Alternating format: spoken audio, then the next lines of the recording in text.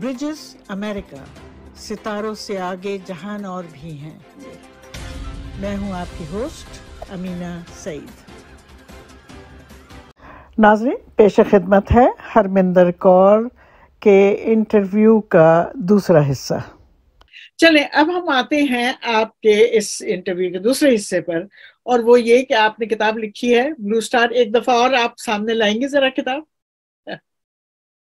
Okay, ये आपका latest है, ब्लू स्टार ओवर अमृतसर। तो ये वो जो 1984 में बहुत जबरदस्त, बड़ा दर्दनाक सानिया हुआ था, जिसमें मिलिट्री एक्शन हुआ था उस पे, भिंद्रनवाले पे, और एक्चुअली इस पे ये जो टेम्पल है गोल्डन टेम्पल। तो इसके बारे में आपको लगता है कि आप बहुत अंदर से जज्बाती तौर पे बहुत ज्यादा इसके साथ मुंसलिक हैं।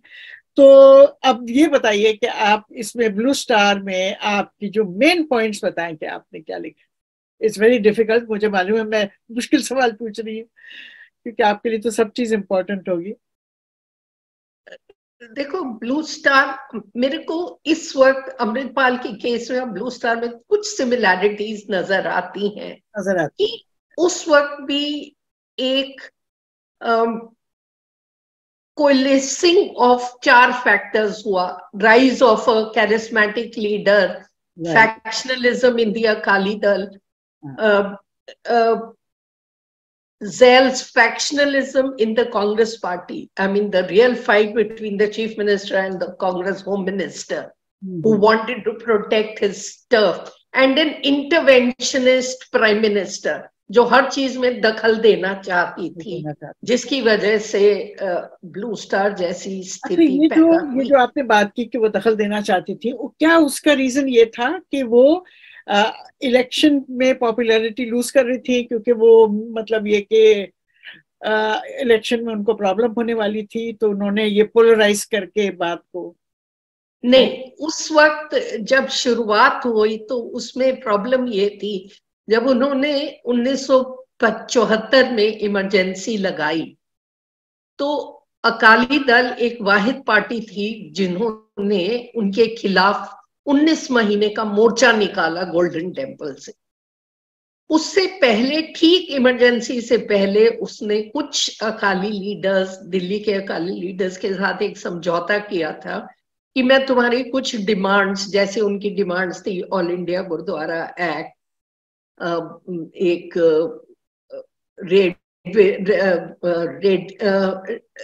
मतलब broadcasting Gurbani from the golden temple, और इस तरह की उनकी चंद डिमांड्स थी। तो उन्होंने कहा मैं सारी डिमांड्स मान लूंगी, तुम मेरे खिलाफ कोई मोर्चा मत लगाना। तो उन्होंने दिल्ली में मान के, जब वो अमृतसर में गए, तो उन्होंने कहा हम ऐसा क्यों करें, it's a god given opportunity for us to re establish ourself, क्योंकि 72 से 77 तक ज्ञानी जैल सिंह चीफ मिनिस्टर थे।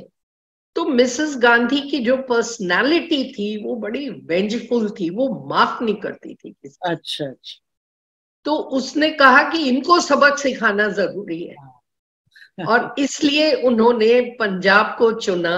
और ऑल्सो 1980 में जब वो इतनी मेजॉरिटी के साथ वापस आई, उन्होंने जो झेला था इमरजेंसी, पोस्ट इमरजेंसी पीरियड में, तो वो दोबारा सत्ता हारना नहीं चाहती थी। और उनको लग रहा था, इतनी स्टेट्स में लोकसभा इलेक्शन जीतने के बाद स्टेट्स में हारना शुरू कर दिया, तो उनको लगने लगा था कि 85 की इलेक्शन हम नहीं जीत पाएंगे, तो हमें कोई ना कोई ऐसा मुद्दा पैदा करना पड़ेगा जिससे हमें एक मुद्दा मिल जाए और हम इलेक्शन सक्सेसफुली जीत सके। ठीक है, तो इसका मतलब पूरी जो खालिस्तान मूवमेंट है, ये एक्चुअली देखा जाए तो ये प्लान्ड मूवमेंट थी, और उसमें जो बिदन वाले थे उनको भी प्लान्ड ही करके वहां पर इतनी इंपॉर्टेंस दी गई थी। देखो, मैं इसके बारे में इतिहास तभी निकल के आता है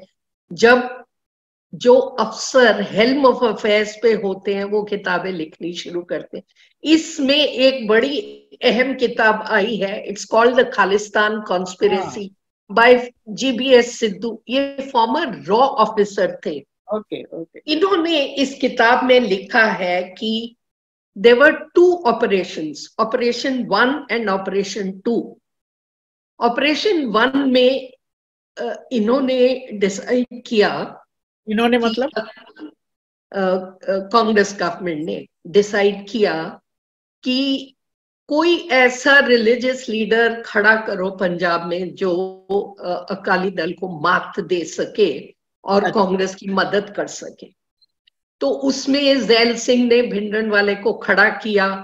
उसके बाद दल खालसा को, क्योंकि भिंडरनवाला खुले आम खालिस्तान का मुद्दा नहीं उठाता था, अच्छा ठीक, तो इनको एक दूसरा क्रीचर तैयार करना पड़ा, विच वॉज दल खालसा। दोनों ज़ैल सिंह के बेबीज थे with the help of Sanjay Gandhi and tacit support of Indira Gandhi.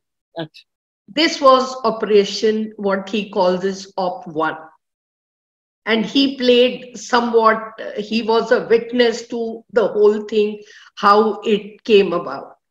उसके बाद स्टार्ट हुआ ऑपरेशन 2। ऑपरेशन 2 का जो फोकस था to further use भिंडरनवाले to build the Khalistan movement।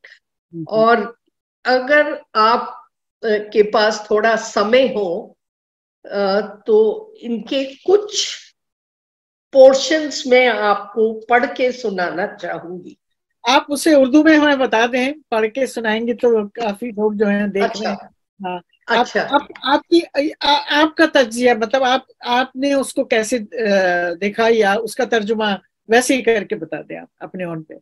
Basically कि उसी प्लान को फर्दर करने के लिए, ताकि एक सर्टेन लेवल तक पहुंच जाए और उसके बाद वो इस तरह का ऑपरेशन करें, एक आर्म्ड ऑपरेशन करें, सो दैट पूरी कंट्री में एक हाहाकार मच जाए कि देश के टुकड़े होने वाले हैं और कुछ किया जाए। इंदिरा गांधी के ऊपर प्रेशर आया कि आप क्यों नहीं कुछ करती हैं, ताकि जो भी वो कर रही थी उसको जस्टिफाई किया जा सके। और ये चीजें तो हम आजकल भी सुन रहे हैं, खैर इट नेवर चेंजेस।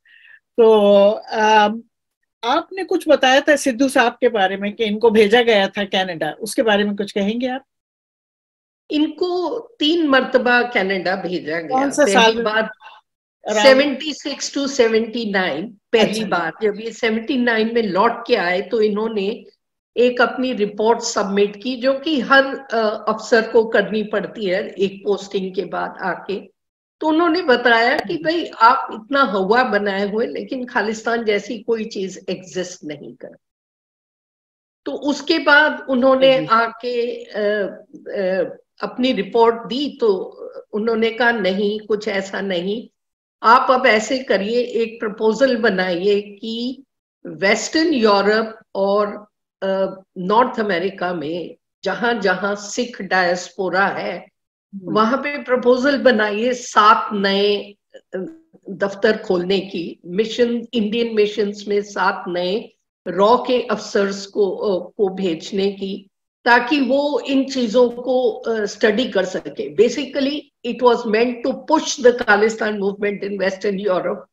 अच्छा, मैं इसके बारे में जरा सा खुलासा कर दूं कि इसका मतलब कि उन्होंने वहां से आकर के बताया कि कोई मूवमेंट नहीं थी, there was no viable movement जिसके बारे में आप बात करें, मगर क्योंकि हिंदुस्तान की गवर्नमेंट जो है वो चाहती थी अगले इलेक्शन के लिए एक मुद्दा, तो उन्होंने कहा कि 6-7 ऑफिस खोले जाए यूरोप में और नॉर्थ अमेरिका में हिंदुस्तान के, जो इस मूवमेंट को, जो कि नहीं थी, इस मूवमेंट को स्टडी करें और लोगों को बताएं कि यहाँ क्या हो रहा है।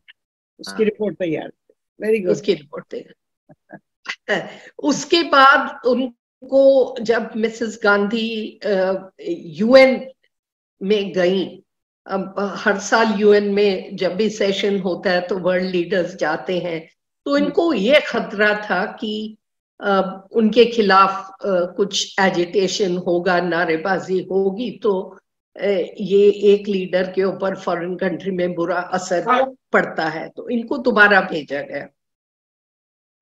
मेरा ख्याल इनको दोबारा 1981 के करीब भेजा गया, और इनको इन्होंने अपने पूरी जब स्टडी की एंड ही फाउंड कि एक रिमार्केबल मूवमेंट बन चुकी थी वहां। अच्छा, किस जगह पे? ये नॉर्थ अमेरिका या कनाडा, अमेरिका में लेकिन एक मूवमेंट हाँ, बन चुकी जो भी, हाँ, पंजाब का जो भी असर था, हाँ। उसका मतलब जो भी हो रहा था उसका असर डायस्पोरा पे पड़ना शुरू हो गया। अच्छा। जब ये लौट के आते हैं, इन्होंने फिर रिपोर्ट बनाई और इन्होंने कहा कि लोगों ने ये कहा कि वर्नैक्युलर प्रेस बहुत खराब रोल प्ले कर रहा है। हाँ। अगर इस तरह की कम्युनल खबरें बंद हो जाएं तो उसका माहौल वहां ठीक हो सकता है। विदेशों में जो जो इतनी खालिस्तान की मूवमेंट हो रही, ठीक है। सरप्राइजिंगली जब ये लौट के आए तो इन्होंने अपनी रिपोर्ट फिर काओ साहब जो हेड ये आप थे, सिद्धू की बात कर रही है? सिद्धू की बात कर, अच्छा। सिद्धू, जब ये लौट के आए इन्होंने अपनी रिपोर्ट फिर काओ साहब को सबमिट की एंड सरप्राइजिंगली किसको सबमिट की? Kao who was head of रॉ, अच्छा। काओ, काओ। हाँ, अच्छा के अच्छा। ए ओ, के हाँ, ही ए वाज, ओ काओ साहब। ओ, अच्छा हाँ, ठीक। हाँ, काओ साहब हु वाज हेड ऑफ रॉ अच्छा and close confidant of Mrs Gandhi. अच्छा। तो सरप्राइजिंगली इनको कहा गया कि आप ये रिपोर्ट लेके जाइए HY शारदा प्रसाद के पास, जो कि उनके प्रिंसिपल इंफॉर्मेशन ऑफिसर थे। उन्होंने उनको सबमिट की और उन्होंने कुछ रिएक्ट नहीं कहा। इनका कहना है उन्होंने कहा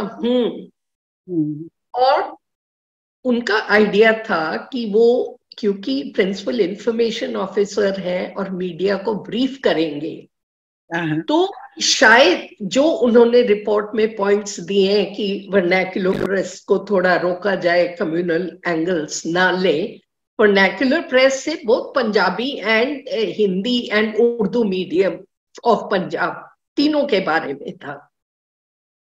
तो उनको मतलब ताज्जुब हुआ कि रादर देन उनके कहने के बाद ये चीजें कंट्रोल होती, कम्युनलिज्म और ज्यादा जोर शोर से बढ़ने लगा। That means division in, because he was answerable to the prime minister और टोटल मीडिया वो कंट्रोल करते थे।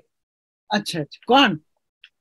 HY Sharada Prasad, Sharada Prasad, because he was principal information officer, जिनका काम ये होता है PIO का कि मीडिया को टोटली ब्रीफ करना, उनसे इंटरैक्ट करना। तो ही वॉज शॉक्ड कि रादर देन मेरे कहने पे इसमें कुछ बदलाव आता, बल्कि और ज्यादा कम्युनलिज्म बढ़ गया, which was counter productive from his point of view. लेकिन एक मिनट, फेवर्ड द गवर्नमेंट। वो जो कम्युनलिज्म बढ़ रहा था वो तो उससे तो फायदा कांग्रेस पार्टी को होना था ना, पोलराइजेशन से। हाँ, तो यही तो वो कह रहे हैं कि उन्होंने जो कॉन्ट्रेरी टू उनकी रिपोर्ट, मामला बिल्कुल, क्योंकि वो उनके प्रिंसिपल इंफॉर्मेशन ऑफिसर से जिस साइड मीडिया को ब्रीफ करेंगे उसी साइड तो मीडिया की खबरें निकलेंगी। तो उन्होंने कॉन्ट्ररी पोजीशन लेके कम्युनलिज्म को और बढ़ावा दिया, जिससे कि बेनिफिट हुआ कांग्रेस को। और इसको वो कहते हैं कंट्रोल्ड क्योस, कि उन्होंने भिंडरनवाले और उसकी एक्टिविटीज को एक हद तक जाने दिया और कोई एक्शन नहीं लेने दिया। एक्शन नहीं लिया उसमें। और आज की सिचुएशन में आप सिमिलरिटी देखती हैं? कंट्रोल्ड केओस उस वक्त भी किया था उन्होंने, और कंट्रोल्ड केओस ये अमरजीत पाल सिंह के साथ भी कर रहे हैं DOC। बिल्कुल कंट्रोल्ड केओस है, लेकिन इसके साथ एक पहलू और मैं जोड़ना चाहूंगी जो अमृतपाल की सिचुएशन है, कि इस वक्त पंजाब में लीडरशिप का टोटल वैक्यूम है। अच्छा। यू सी पंथिक लीडरशिप, बिकॉज बादल ने अपने टेन्योर में जो पंजाब में इंसिडेंट्स हुए हैं, डेसिक्रेशन, होली बुक का कोई एक्शन नहीं लिया गया, प्रोटेस्टिंग लोगों पे गोलियां चलाई गई, और जो मेन मुद्दा था डेरा सच्चा सौदा। पंजाब में बहुत सारे डेरे हैं, उनमें से एक डेरा सच्चा सौदा है, जिसकी सिख रिलीजियस बॉडीज बहुत खिलाफत करती हैं, क्योंकि उसने गुरु गोविंद सिंह की कपड़े, मतलब जैसे अपनी लुक को धारण करके उसने अपने शो किया कि मैं गुरु गोविंद सिंह हूँ। तो उसके खिलाफ अकाल तख्त ने एक एडिक्ट जारी किया था कि इससे बॉयकॉट किया जाए सिख कौम को, और वही एडिक्ट उन्होंने अंडर पॉलिटिकल प्रेशर विड्रॉ कर लिया, क्योंकि पंजाब की एक रीजन में उनका बहुत इन्फ्लुएंस है, करीब 37 कॉन्स्टिट्यूएंसीज में। अच्छा, ठीक है। तो इलेक्शन से पहले उन्होंने उसको माफ कर दिया ताकि हमें बेनिफिट मिले। उसका नतीजा ये हुआ कि लोग उनके खिलाफ हो गए, पंथिक लीडरशिप खत्म हो गई, उसमें से आप उभर के आई, और इन्होंने प्रॉमिस किया था कि आते ही हम ड्रग का इशू एड्रेस करेंगे, जो किलर्स ऑफ बरगारी है उस पे हम एक्शन लेंगे। इन्होंने कोई एक्शन नहीं लिया। तो इस वैक्यूम में ये अमृतपाल सिंह सडनली इमर्ज होके आता है, तो लोगों का वो रैलिंग पॉइंट, स्पेशली यूथ जो खाली है, फ्रस्ट्रेटेड है, कोई नौकरी नहीं है पंजाब में, पंजाब के पास पैसा ही नहीं है, बेसिकली जो सबसे बड़ी मतलब खोखला प्रदेश है इस वक्त। अच्छा, एक मिनट में यहाँ पर ये मुझे एक्सप्लेन करें कि पंजाब जो कि पूरे हिंदुस्तान की ब्रेड बास्केट समझा जाता था, क्या हुआ वहां पर, उसको आप एक्सप्लेन कर सकती हैं in as few words as possible.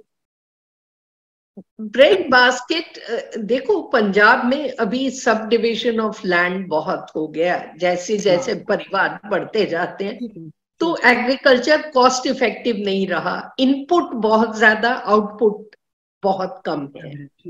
तो किसान सुसाइड कर रहा है। 10 साल मिलिटेंसी के दौरान जितना पैसा खर्च हुआ वो कर्जे के रूप में पंजाब के सिर पे चढ़ा हुआ है। तो उनके पास डेवलपमेंट के फंड्स नहीं है, सरकार, सेंट्रल गवर्नमेंट उनको बिल्कुल कोई मदद नहीं दे रही है। मदद नहीं कर रही।